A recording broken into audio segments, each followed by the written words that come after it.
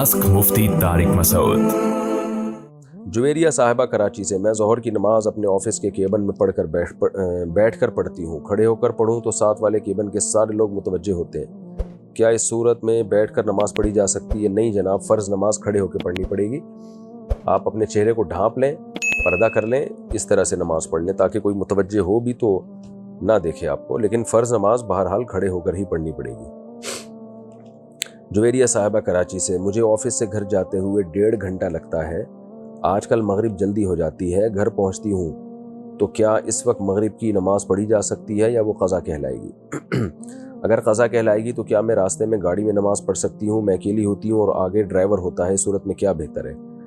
आपको उतर के नमाज़ पढ़नी पड़ेगी। अब घर पहुँच के नमाज़ क़ज़ा हो रही है या नहीं हो रही है तो मैं नहीं बता सकता। आप टाइम देख लें। आजकल मोबाइल में एप्लीकेशन आ रही हैं जिनमें मगरिब का टाइम, हर नमाज का टाइम लिखा हुआ होता है। इशा के टाइम से पहले अगर आप घर पहुंच जाती हैं तो पढ़ लें, और अगर ऐसा नहीं है, आप जब घर पहुंचती हैं तो इशा की नमाज़ क़ज़ा हो चुकी, मगरिब की नमाज़ क़ज़ा हो चुकी होती है, तो फिर आपके लिए रास्ते में गाड़ी रोक के नमाज़ पढ़ना फ़र्ज़ है। आप ड्राइवर से कह दें भाई गाड़ी साइड पे लगाओ, मैंने नमाज़ पढ़नी है। हिम्मत करनी पड़ती है नमाज के लिए। तो फ़र्ज़ नमाज़ पढ़ लें। सुन्नतें अगर कोई मजबूरी हो तो फिर छोड़ी भी जा सकती है।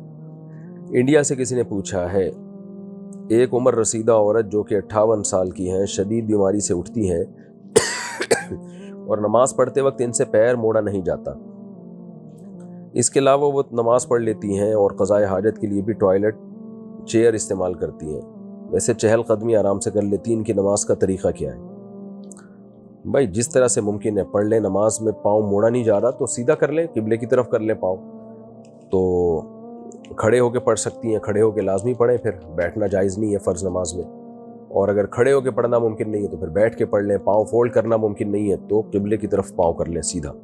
अब्दुल्ला रहमान मुल्तान से कहते हैं, मैं एक डॉक्टर हूँ। मेरी अहलिया मेरे निकाह में है लेकिन अभी रुखसती नहीं हुई।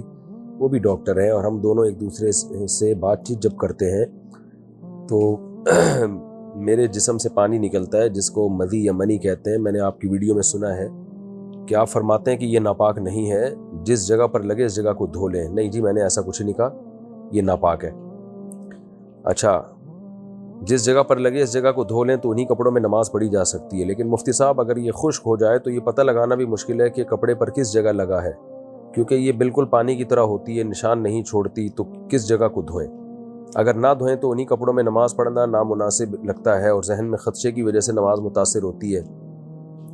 लंबी ड्यूटी तकरीबन 15 घंटे होने की वजह से नमाज के टाइम बार बार कपड़े तब्दील करना भी मुमकिन नहीं। मेहरबानी फरमाएं, इस वजह से काफ़ी अरसे से मेरी नमाज क़ज़ा हो रही है और मुझे आहिस्ता से डिप्रेशन हो रहा है। नमाज क़ज़ा करना अकबरुल कबाइर है, कबीरा गुनाहों में भी सबसे बड़ा गुनाह है, खूब समझ लें। बाकी ये जिस जगह लगे तो अंदाजे से उस जगह को धो लें। अगर खुश्क हो गई है, पता ही नहीं चल रहा कहाँ लगी है, तो भी अंदाजे से।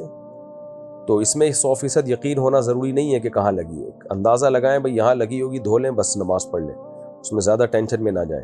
और ये नापाक है, मैंने कहीं नहीं कहा कि पाक है ये। अब्दुल्ला अकरम हासिलपुर से। कितनी दफ़ा दुनिया का टाइम रुका था? मेरे ख्याल में तो, मेरे इल्म में नहीं है कि एक दफ़ा भी रुका हो दुनिया का टाइम।